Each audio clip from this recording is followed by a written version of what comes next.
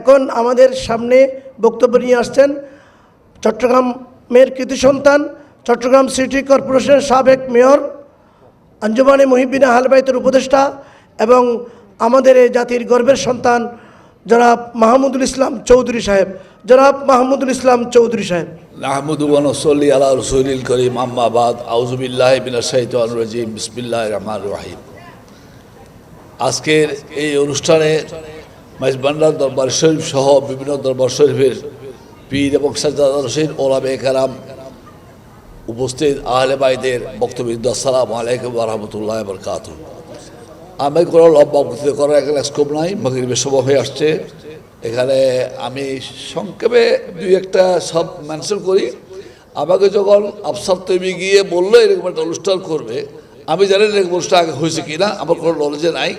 তো আমি তাকে বললাম যে আমি আলীর গোলাম, পাক পঞ্চতমের গোলাম। পাক পঞ্চতমের কোনো জায়গায় কোনো অনুষ্ঠান হবে ওখানে না বলাটা ডিফিকাল্ট। তো সে আমাকে হযরত আলীর দোহাই দিছে, আমি উপস্থিত হয়েছি। আমি আমার একটা ছোট্ট অ্যাকমপ্লিশমেন্ট আপনাদের সব জানায় রাখি। আমি যখন কয়েকবার পার্লামেন্টে মেম্বার হওয়ার পরে যখন চট্টগ্রাম সিটি কর্পোরেশনের দায়িত্বে গেলাম, প্রথম আমি কাজটা যেটা করেছি সেটা হচ্ছে হযরত আলী তার অ্যাডমিনিস্ট্রেশন চালানোর জন্য মালিক আরতাজকে গভর্নর নিয়োগ করেছিলেন মিশরে। ইজিপ্টের গভর্নর মালিক আরতাজকে একটা চিঠি লিখেছিলেন হযরত আলী।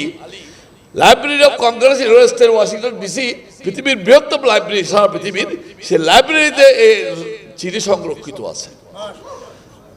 আমি সেই চিঠিটা আমার সাথে যারা কাজ করেছে সমস্ত ওয়ার্ড কাউন্সিলর এবং প্রত্যেককে এই হযরত আলীর এই চিঠি প্রশাসন কিভাবে চালাইতে হবে, মালিক আরতাজকে যে ডাইরেকশন দিয়েছিল হযরত আলী, সেই ডাইরেকশনটা বাংলাদেশ সবাইকে পৌঁছে দিয়েছিলাম। আলহামদুলিল্লাহ।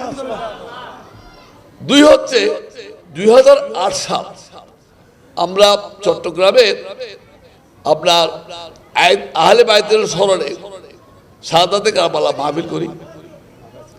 কুয়েত থেকে হযরত আহমদ কবির রফাইর বংশধরকে নিয়ে আসলাম। সে আহমদ কবির রফাইর বংশধর, উনি খুব জ্ঞানী আলেম ছিলেন। উনি কুয়েত শহরের মেয়রও ছিলেন। উনি করলেন সূরা শুরা 25 পারাতে, বিসমিল্লাহির রহমানির রহিম, কুল্লা আসআলুকুম আলাইহি আজরান ইল্লাল মাওয়াদ্দাতা ফিল কুরবা। কিছু সাহাবা রাসূলুল্লাহ দরবারে গেলেন, গিয়ে বললেন, হে রাসূল, আপনি আমাদের জন্য অনেক কষ্ট করেছেন, দিন ধর্ম এনে দিয়েছেন, আমরা এই হাদিয়াটা আপনার জন্য পেশ করছি। তখন জিবরিল এই আয়াত দিয়ে আসলো, এই রাসূল তাদেরকে বলে দেন, আমি ধর্মের বিনিময়ে তোমাদের কাছ থেকে কিছু চাই না, কিন্তু আমি আমার বংশধর আহলে বাইতের জন্য প্রতি তোমাদের মহব্বত চাই। আমি কোনো বিনিময় চাই না, বিনিময় হচ্ছে আহলে বাইতের মহব্বত।